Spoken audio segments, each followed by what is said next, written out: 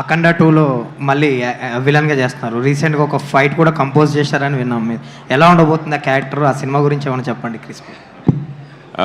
I think ఇది చాలా early అండి అఖండ గురించి మాట్లాడటం. బట్ ఒక స్కెడ్యూల్ అయింది నాకు. Very very nice experience. Boyapati గారు, బాలయ్య గారు కాంబినేషన్ గురించి మన అందరికీ తెలుసు. ఒక ఫుల్లీ పవర్ ప్యాక్డ్ ఎనర్జీ ఉంటుంది దాంట్లో. To be part I'm really happy.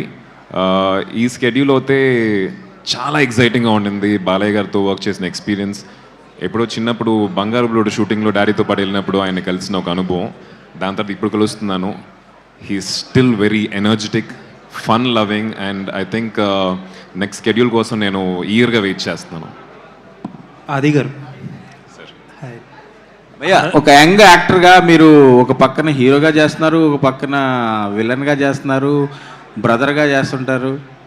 ఆ ట్రాన్స్ఫర్మేషను టఫ్ అనిపించట్లేదా? ప్లస్ ఆడియన్స్కి ఎలాంటి ఎక్స్పీరియన్స్ అవుతుంది అది మీకు హీరోగా?